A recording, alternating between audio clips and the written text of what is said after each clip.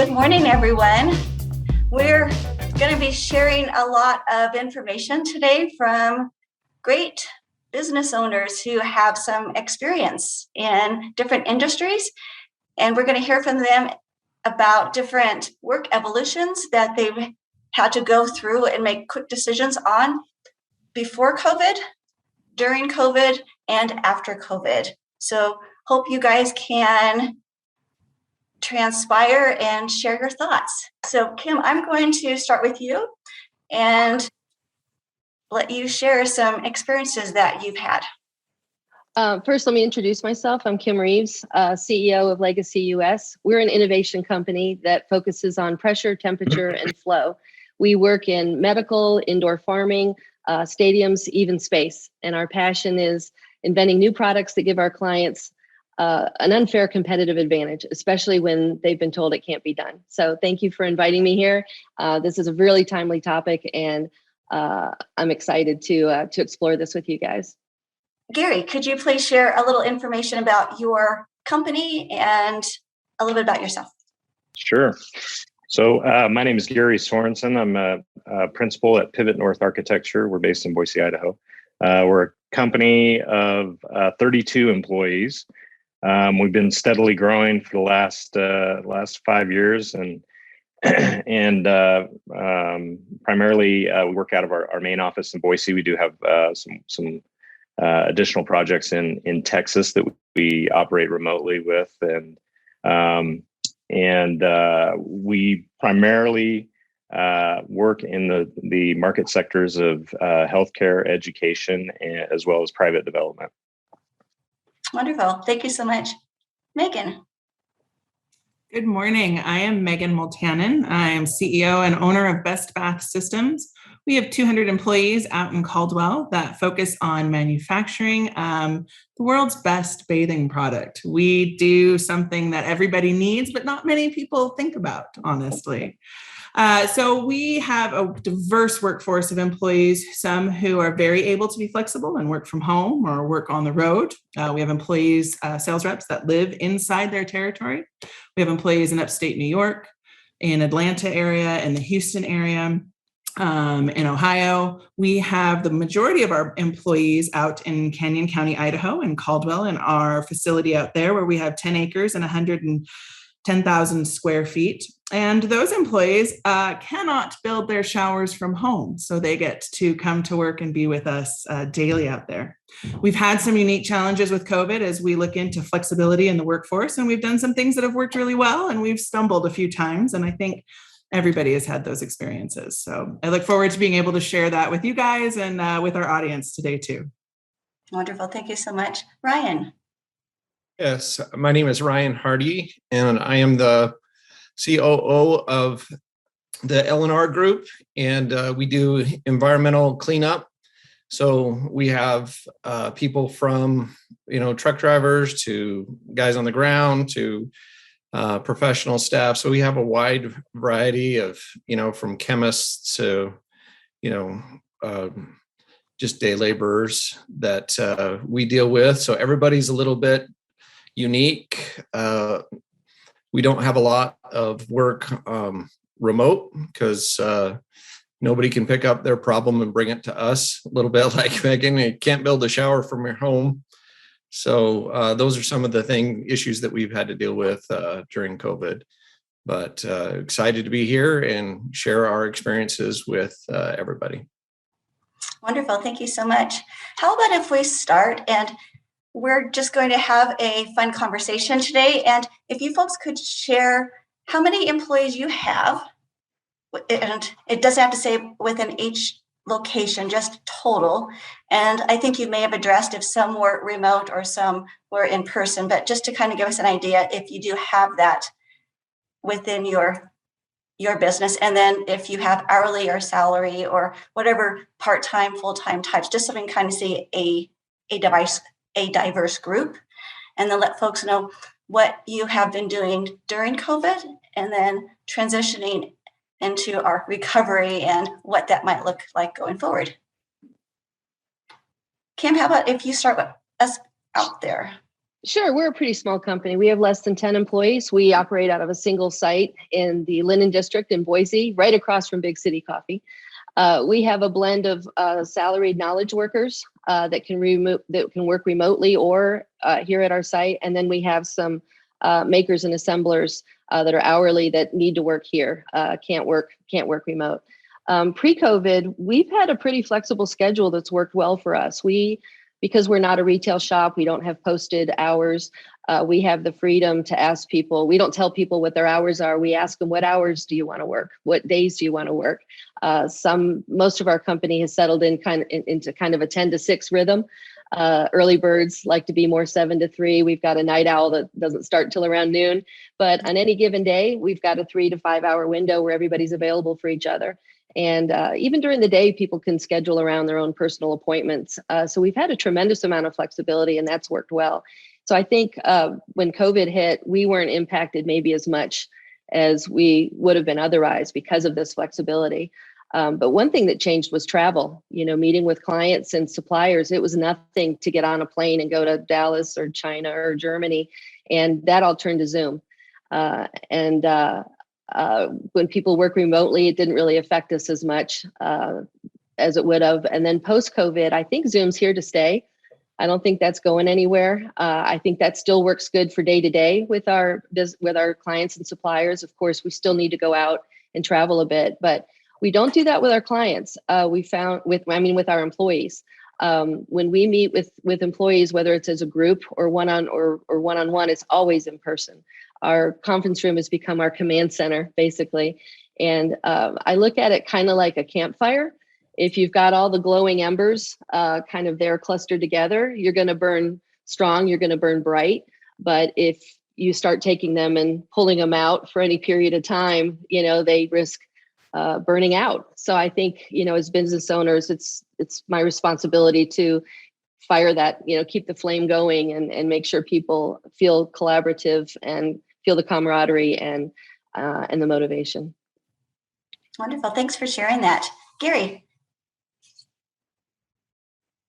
Sure. So we're a professional services company. We've got 32 employees. All of our employees essentially work from our base office in Boise, but just as Kim explained, we do travel to see clients. And I mentioned earlier that we have quite a few projects in Texas that prior to COVID, it was probably a team from our office, 3 or 4, maybe 5 people traveling, a couple times a month down to Texas to do our work. And obviously with the travel issues that came about with COVID, that no longer was able to occur. And just as Kim mentioned, definitely on that side, the client interface side, we've gone to pretty much 90% remote. Definitely during COVID, we were 100%. And with things spiking the way they are, we are seeing that sort of shift back to that direction as well. With our employees, when the numbers were high, we were really looking out for personal safety prior to the vaccines being widely available. We did shut our office down and we sent everybody home. And there was a transition period where people were uncomfortable with Zoom. As Kim explained, we like to be collaborative. Everybody likes to be in the office, and we'd like to have those impromptu conversations. The technology makes that harder, so now it's more structured, more deliberate, and so that was a really kind of a tough month and a half to 2 months while everybody sort of got up to speed with the technology. One advantage that I think we had is when we started our company 5 years ago, we wanted to really embrace technology and make our people feel like they could really work from anywhere. And so, for instance, our hardware, we went all laptops. We made sure that everybody had good connectivity, that we had a way of accessing information in the cloud, all of that right up front. And so for us, it was very easy make that transition physically. When we did send everybody home, we just told everybody, hey, just pick up your laptop and, go home, and we'll get our virtual private network set up, all the bugs worked out, and it'll be business as usual. So after the numbers started looking better, we started to bring people back to the office, and we didn't make it mandatory. We still haven't made it mandatory. It's purely optional. We encouraged folks to come to the office a couple days a week for some of the team meetings, in-person collaboration, and those types of activities, and that worked really well. But the numbers didn't stay low, and now they're starting to spike again. And so we've really emphasized the fact that if you're uncomfortable in this environment, we want to limit capacity in our physical office. Please stay home. Please do other things that are going to make you comfortable. But at the same time, we have commitments, and so I think our professional staff is very engaged with our commitments, our deadlines, our clients, the work, and so there is a commitment there, whether they're working in the office or whether they're working at home, to get things done. So it's worked well for us. Looking sort of beyond COVID, once the environment's a little more settled down, we don't envision going back to a full-time work week in our office. We think that it will be more or less similar to what we're doing now. We may require people to be in the office, a couple days a week, but they would have more flexibility in that model to work elsewhere the rest of the week. And so that's kind of where I think our company's headed, and I think it'll work well. Sounds like you have a lot of great flexibility for your team. That's awesome. We definitely try. Yeah. Megan, interesting to hear your company's take on this. Sure. So we are a 50-year-old company, 51 this year, actually. And we have a very traditional mindset about being able to see people to understand that they're working. Part of that comes with, we do a lot of things you cannot do from home, but we do have, a robust IT staff, a large accounting department, a large sales and marketing group. And the reality is it required us to be really clear about what your business objectives are. We are a company that with a little over 200 employees these days, we have, hourly employees, we have salaried employees, we have managers. We have temporary employees that we use to manage our business. We see a little bit of an uptick in the fall with construction season. We see a little bit of uptick in the spring. So we have a wide variety of employees who have different needs. Really prior to the pandemic starting, we had done a lot of work with our employees about what was important to them. We have believed for the last really 10, 12 years in paying a living wage. Salaries, hourly employees were not an issue for us. We firmly, as a family-held company, have believed in paying people enough so that they can support themselves and their families on the work that they do. So we were looking at things like what is important to you in your work. And what we heard consistently from our manufacturing employees was predictability of schedule. I don't want to find out on Friday that I'm going to be asked to work overtime on Saturday. That makes my life really difficult. So we had committed to having a scheduling system, to communication that ensured you would have at least 7 days notice of any additional overtime. And that worked really well. People had predictable schedules. They knew that if they were working the 6:30 a.m. to 2:30 p.m. shift, they would be able to pick up their kids at 3:30 from school. What we've heard really post-pandemic is that flexibility is important, and it's important to your manufacturing employees as well. And so how do we make that shift from working so hard to become predictable and stable to becoming more flexible? That has been a great challenge for us. It's an important challenge. It's been really interesting and one that we've enjoyed working through. And so we'll roll this out really in 2022 with our factory employees. We have a number of different options that we're looking at and vetting and making sure that the managers, the supervisors have buy-in. You can never make everybody happy, but what we've learned is that clarity is really important. We've asked, we've listened, And now we're taking action on the things that we can do. You know, we really also, we are not a company that has focused a lot of our time, energy, or effort on distance communication or being apart. We have really had a huge emphasis on culture.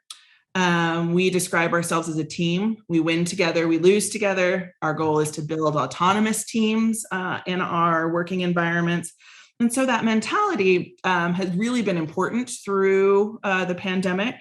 And we learned again early on that clarity was really important. Initially, we left it up to the managers to say, okay, if you have staff that would like to work from home, manage that. That made people really uncomfortable. We would like to think that even our most experienced, highest paid managers are capable of having those conversations. But the reality is they're often not. They don't have the tools or the skills to really talk with an employee and understand their home situation, their family situation. Are you caring for a parent? Do you have small children that are not able to be in school? Did you sell your car because your spouse lost their job and now you have transportation issues? And so we took that conversation away from the managers initially and said, okay, we will have a company-wide policy. Here's how we'll handle this. Here's what we expect of everybody. And then really spent time saying, okay, how do we have these conversations? What do you need? Skills do you need to develop? What do we expect of employees? What do we expect of managers? So that now we're in a much better place where those teams can have those conversations amongst themselves. We still have not focused our culture, time, energy, effort, and resources on being really, really good at having a disparate workforce where people are all over the place. It's not something that we would like to spend a lot of time, energy, and effort on. We want to get back to the days where we do tailgates regularly. We do lunches and barbecues regularly where the salespeople will come in from their home territories and serve the factory lunch. And so we want to continue to be able to do that. We know that is still for us off the table, probably through the first part of 2022. So we're in a little bit of a holding pattern there, personally as an organization. But I think that what will last for us is that willingness to be flexible and to look at unique and different ways of work.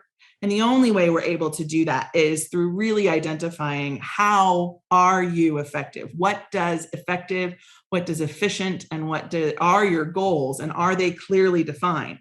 Because then we can say, yeah, it is important that you're here every Monday, or it's really not important that you're here every Monday. It's important that you answer the phone when it rings. And so that's a huge conversation for us right now. Those are great conversations. All right, Ryan, let's hear what you got there. All right. Well, we have about 40 employees, and we could use 10 more.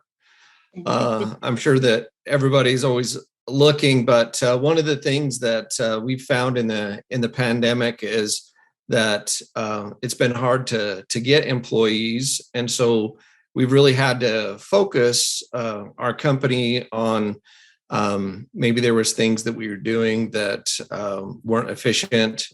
A lot of what we deal with is we have transportation, and then we have cleanup, we have testing. There's just so many varied things that we do. We had to look at how can we best utilize our workforce, how can we keep our workforce protected, and then where best efforts kept. And so we have one salesperson, so we don't have a lot of mostly we have our managers and our team members, and so we couldn't do a lot of remote work. And but we were flexible with those that either came down with COVID or had COVID. It was a big concern. People, so we did everything in our best efforts. Some of the work that we do, you can do it by yourself. Like our truck drivers, they were in their trucks by themselves. We didn't have them share trucks.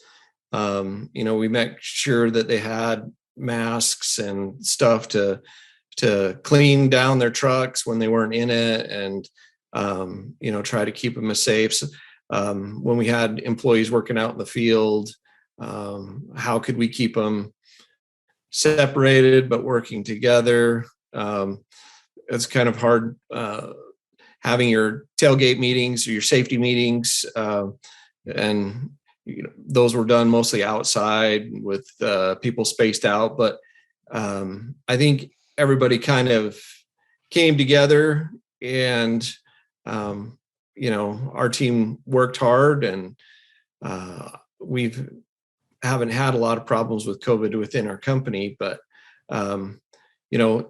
it has changed how we've approached things and how we've done things differently.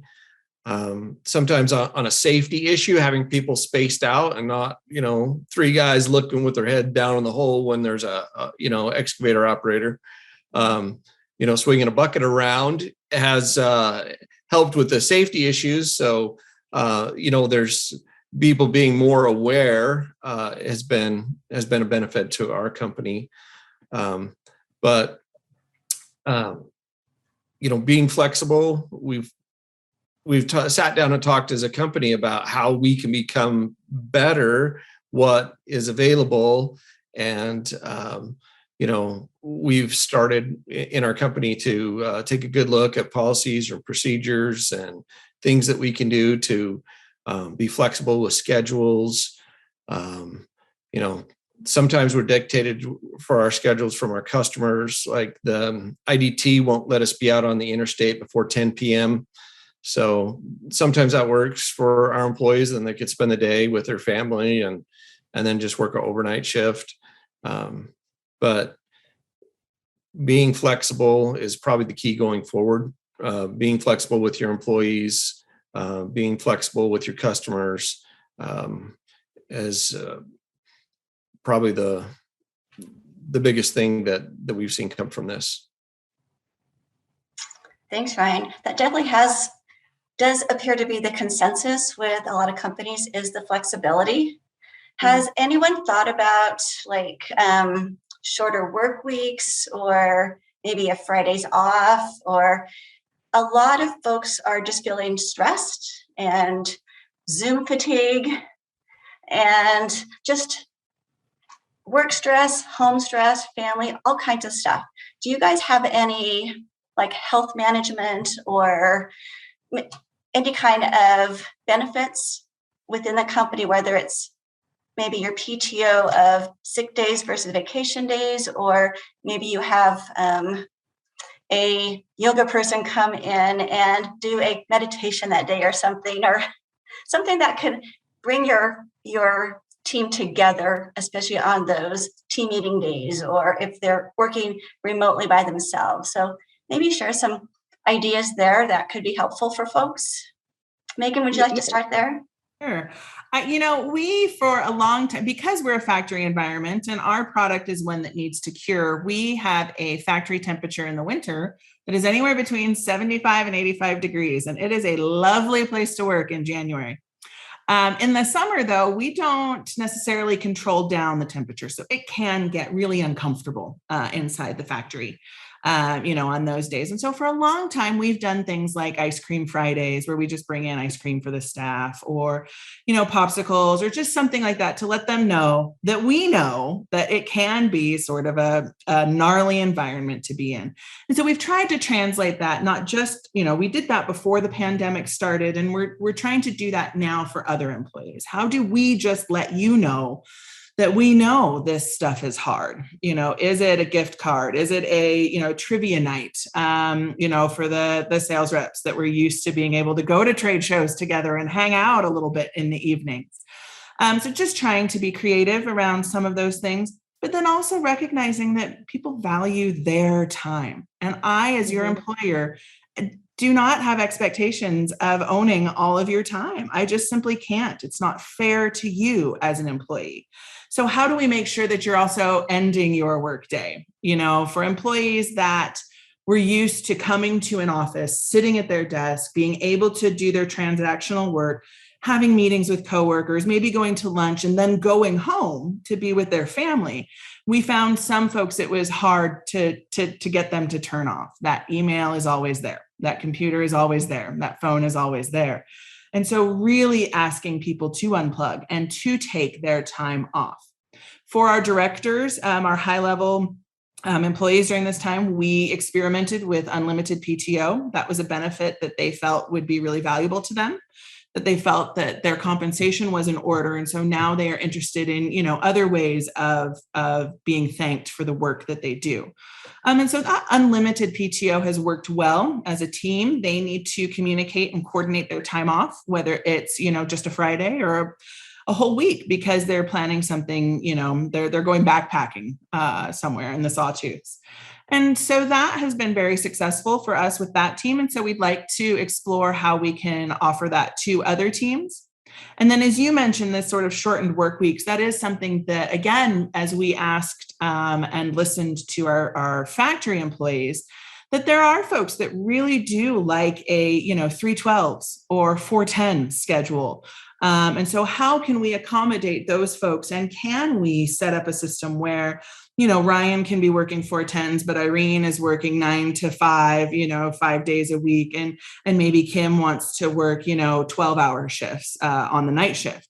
And how are we willing to be flexible and creative enough to make that happen for our employees? And I believe we'll get it done, but it's definitely a huge cultural and mind shift.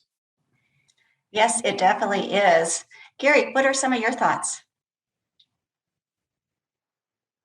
Well, it is. It's a tough situation. We found it really tough for the very same reasons that Megan was talking about. As far as we've got people that they need sort of that transitional experience of coming to work and leaving work to really decompress and unplug, if you will. And what we found, and we're still finding, and it's a hard balance, is that we've got both ends of the spectrum, and again, the flexibility card. We need to make sure that we can still meet all of our commitments, and so that requires a little more hands-on management with some folks and a little less with other folks. And so, we tried a lot of different things to reconnect people when we were pretty much all remote. We did the virtual happy hours. We did virtual trivia. All those things were fun. They're still not as effective as sort of meeting people in person. And so we tried to do outdoor activities when the weather was favorable. So we would do picnic in the park. And again, it was outside and people were spread out and socially distanced, but at least there was some interaction going on there. And I think those types of events, we had way more success than any of the virtual activities. For instance, we couldn't have a Christmas party last year. So instead, we went to the botanical gardens and sort of met out in the parking lot after everybody sort of singly walked through the botanical gardens, and we're able to have discussions and conversations out there. And people still bring that up as, how much fun that was. And I think it was just the lack of having that personal interaction and finally having something like that that I think people really enjoyed. So those definitely are some great team building and helps everyone feel that they're connected. Kim, what are some things that you have shared with your team? We've looked at alternate work weeks, like a 4-day week and shortened hours, but based on the flexibility we have now, that would almost be a little bit of a step back from the flexibility we give people now. And I think our biggest challenge has been PTO.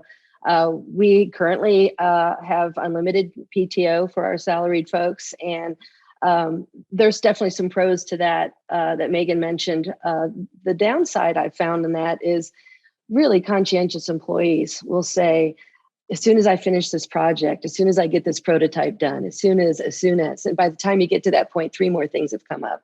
So it's almost like the more you care, the harder it is to leave for any period of time.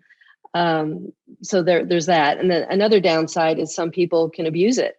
We had a guy once that all of a sudden we noticed, where's he been? Where's he? Turned out he was doing some gig work on the side and collecting a salary from us too. So, and the other challenge of PTO, I mean, one of the bright sides is as a small company, especially if you don't have dedicated HR, there's no tracking, because it's a lot of work to track all that. But the downside is there's no tracking. You ask someone, when's the last time you took some extended time off? And they go, I don't know. And I don't know either because we didn't track it. Has this person been gone more than they've been here? I don't know. We haven't tracked it. So there's also a danger of people working too much. I mean, there was a recent study done by a Stanford professor that said, at what point does productivity tend to diminish? And they found it's about 50 hours. You start getting beyond 50 hours a week and it starts to fall down. You get to 55 hours, it goes off a cliff. You get to 70 hours and you might not, you're so unproductive, you may as well just not have worked that extra 15 or 20 hours. So our challenge is PTO. I think we're going to go more towards forcing people to take time off. I remember as a kid, my mom worked at GE in one of the defense plants, and every summer the plant shut down for 2 weeks.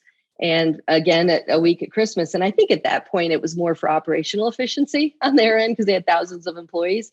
But now I think it's, in today's culture, you'd think, well, I don't want someone telling me when I'm going to take vacation, but I think it's starting to make a comeback. I believe LinkedIn is shutting down a week every year. I think Adobe, I've heard, is making people take off at least one Friday each month. And PricewaterhouseCoopers is actually giving people a $250 bonus if they'll take 40 hours at one time of PTO.